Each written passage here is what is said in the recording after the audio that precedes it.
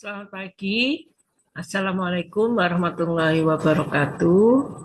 Eh, Alhamdulillah pada hari ini kita masih diberi kesempatan oleh Allah Subhanahu wa Ta'ala untuk bertemu dan dalam keadaan sehat walafiat. Eh, Pada kesempatan hari ini saya akan memaparkan untuk RPS dari mata kuliah PPG praktek ya. Ini ditujukan untuk semester 4 baik kelas A maupun kelas B sebetulnya, tetapi karena ada beberapa penyesuaian dalam hal ini adalah pada waktu pertemuannya sehingga ini akan dibuat untuk kelas B saja. Tetapi nanti kelas A saya berharap akan menyesuaikan tanggalnya sesuai dengan jadwal yang telah ditetapkan oleh bagian akademik. Baik, saya akan menjelaskan tentang RPS ini ya. Jadi ini mata kuliahnya adalah PPG. Bobot perkuliahan ini adalah 2 SKS. 2 SKS praktek ya. Jadi ini adalah praktek yang nanti pada pelaksanaannya dilakukan secara eh, paket begitu ya selama 1 minggu nanti akan dilaksanakan di puskesmas tertentu ya. Jadi nanti kelompok akan dibagi menjadi beberapa kelompok yang masing-masing kelompok berisi 10 mahasiswa. Jadi insya Allah pada kelas A maupun kelas B nanti bersama-sama dan akan dibagi menjadi 13 kelompok, artinya 13 puskesmas. Ya. 13 puskesmas ini nanti akan kita carikan puskesmas mana yang tentu harus mendapat persetujuan dari Dinas Kesehatan. Baik, dosen pengembang RPS di sini ada semua dosen ya, termasuk PLP karena ini nanti merupakan dosen yang akan melakukan pembimbingan di puskesmas. Baik, tetapi sebelum mahasiswa terjun ke puskesmas, tentu harus mempersiapkan diri atau dipersiapkan juga oleh dosen pembimbing untuk apa yang nanti akan dilakukan, apa nanti yang akan dicari di sana di puskesmas ya. Karena di dalam PPG ini yang kita ini adalah mahasiswa itu mampu melaksanakan program gizi masyarakat dengan baik di mana setiap tahap mulai dari analisis situasi hingga evaluasi dirancang untuk memastikan program tersebut dapat memenuhi kebutuhan gizi masyarakat secara efektif dan berkelanjutan.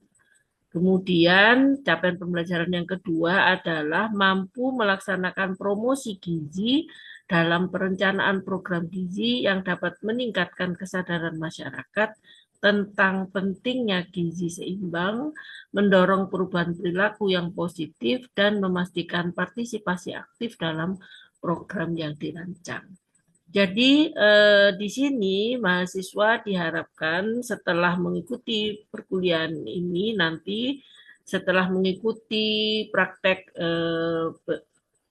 program gizi ya di sini ya perencanaan program gizi maka diharapkan mahasiswa mampu memahami dan menjelaskan konsep dasar analisis situasi. Kemudian mahasiswa mampu menjelaskan dan mempraktekkan screening, survei khusus, dan surveillance serta FGD, ya, fokus group discussion. Mahasiswa mampu memahami dan menjelaskan analisis derajat kesehatan, jadi ada mortalitas, morbiditas, ya, angka kematiannya berapa, angka kesakitannya berapa, dan lain sebagainya. Kemudian mahasiswa mampu memahami dan menjelaskan analisis aspek kependudukan, memahami dan menjelaskan analisis pelayanan kesehatan, mampu memahami dan menjelaskan analisis perilaku kesehatan, mampu memahami dan menjelaskan analisis lingkungan, baik itu fisik, biologis, maupun sosial. Mampu memahami dan menjelaskan analisis dampak masalah gizi dan capaian indikator. Kemudian mahasiswa mampu menjelaskan dan mempraktekkan pengumpulan data kualitatif dan kuantitatif. Mahasiswa mampu memahami dan menjelaskan sasaran pengumpulan data dasar. Mahasiswa mampu memahami dan menjelaskan manajemen data, dan mahasiswa mampu menjelaskan dan mempraktekkan pengolahan, analisis, penyajian data, dan prioritas masalah. Serta mahasiswa mampu menjelaskan dan mempraktekkan penyusunan laporan, dan mahasiswa mampu memahami dan menjelaskan penyajian POA, yaitu Plan of Action. Jadi mahasiswa diharapkan nanti dengan selesainya praktek eh, pengenalan program gizi ini, mahasiswa dapat melakukan ini FGD ya nanti yang akan dipaparkan, dan mahasiswa sebelumnya mahasiswa mampu melakukan analisis situasi, kemudian mencari data dasar dan lain sebagainya, sehingga output keseluruhan dari mata kuliah praktek PPG ini adalah mahasiswa mendapatkan baseline data yang nantinya akan digunakan untuk semester berikutnya, yaitu program PIGM, PIGK, dan PIGP. Baik, saya akan langsung di sini menyampaikan pada TM pertama ya, TM pertama ya, silakan nanti waktunya disesuaikan di sini 14 Januari ini sudah lalu. Ya, jadi mahasiswa mampu memahami dan menjelaskan deskripsi tujuan ya ini ya. Ini penjelasan RPS, tugasnya ada, kemudian bobotnya 5%. Ya. Jadi di sini ceramah dilakukan oleh Bu Ani ini ya. Harusnya di sini adalah PJMK, tapi karena jumlahnya banyak sehingga kami berbagi antara PJMK dengan eh, koordinator akademik. Nah, selanjutnya di sini pada TM2, di sini ada Pak Mujayanto yang nanti akan menjelaskan tentang screening, survei khusus dan surveillance serta FGD. Ya. Kemudian di TM3 ada Bu Husnul Halimah yang akan menjelaskan tentang analisis derajat kesehatan. Jadi ada mortalitas dan morbiditas. Kemudian pada TM4 ada Pak Fahmi yang akan menjelaskan tentang analisis aspek kependudukan. Jadi aspek kependudukan itu banyak sekali, diantaranya adalah eh, ada ada kelahiran ya, kemudian kematian, ada kesakitan, kemudian ada bayi, eh, anak-anak, kemudian ada bayi, ada anak-anak, ada balita, kemudian ada usia produktif ya dan lain sebagainya. Itu di sini ada analisis aspek kependudukan. Kemudian ada Bu Nurul Hindaryani yang nanti akan menjelaskan tentang analisis pelayanan kesehatan ya, analisis pelayanan kesehatan, bagaimana apa yang dilakukan di Puskesmas dalam hal ini untuk mendukung praktek program perencanaan gizi. Kemudian selanjutnya di sini ada di TM6 ada Bu Atika Nuswantari, SSTMGZ, di sini membawakan analisis perilaku kesehatan. Jadi di sini bagaimana seseorang memilih atau mendapatkan pelayanan kesehatan. Misalnya di sini bisa berapa kali kunjungan pada saat hamil, minimal berapa kali yang dilakukan ya di dalam apa di dalam kesepakatan yang ada itu sudah ditetapkan bahwa selama kehamilan minimal seorang ibu itu memeriksakan kehamilannya 6 kali ya dalam masa kehamilannya. Nah, di sini mahasiswa harus mendapatkan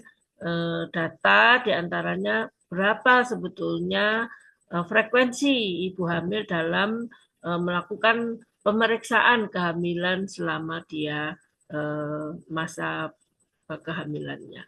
Kemudian bagaimana upaya yang dilakukan, misalnya tentang IMD nanti ya, IMD apakah dilakukan, apakah juga dilakukan apa? Dilakukan penyuluhan oleh petugas kesehatan tentang IMD ya dan lain sebagainya. Kemudian perilaku kesehatan yang lain misalnya apakah apakah ibu hamil melakukan breast care sebelum dia bersalin. Apakah ibu memberikan ASI eksklusif? Kapan ASI eksklusif diberikan? Kapan dimulai diberikan MPASI dan lain sebagainya. Ya. Kemudian di sini Pak Fahmi SGZMKes juga akan menjelaskan di TM7 tentang analisis lingkungan. Dan di sini analisis lingkungan fisik, biologi, dan sosial. Berarti Anda juga menjelaskan bagaimana kondisi di lingkungan. Misalnya ada berapa sarana kesehatan. Kemudian ada berapa sarana pelayanan kesehatan eh, apa berbasis swadana, misalnya posyandunya ada berapa. Kemudian juga harus dicari data tentang apa pendapatan pekerjaan pokok yang ada di masyarakat tersebut. Apa data dukung yang ada lainnya, misalnya transportasi, kemudian sarana untuk mendukung kegiatan pangan, misalnya berapa jumlah pasar dan lain sebagainya itu harus di sini. Jadi analisis lingkungan ya, fisik, biologi dan sosial. Biologi itu misalnya ada apa ya kalau biologi itu. Jadi berapa jumlah ini ya, itu kan tadi itu ya jumlah ini ya. Fisik misalnya yang fisik itu bangunan rumah misalnya ya. Bangunan rumahnya itu eh, apakah permanen ataukah semi permanen dan lain sebagainya. Nah, kemudian selanjutnya Bu Devi Eka Ratnasari, SSTMGZ nanti akan menjelaskan tentang analisis dampak masalah gizi dan capaian indikator ya. Jadi di sini capaian indikator, misalnya indikator kunjungan, indikator tentang jumlah bayi balita yang ditimbang di posyandu, cakupan vitamin A, cakupan ASI eksklusif, berapa D per S, berapa N per D dan lain sebagainya itu nanti Anda harus mendapatkan data-data tersebut. Kemudian Bu Nurul Hindaryani di sini ya SPT MGZ juga akan menjelaskan di TM9 pengumpulan data kualitatif dan kuantitatif ya. Jadi data-data kualitatif itu data yang didapatkan melalui FGD ya. Data yang didapatkan bisa melalui FGD ya yang Anda lakukan baik kepada petugas yang ada di puskesmas maupun yang ada di posyandu misalnya atau dengan yang ada di kelurahan. Sedangkan data kuantitatif, data tersebut berupa angka yang nanti akan Anda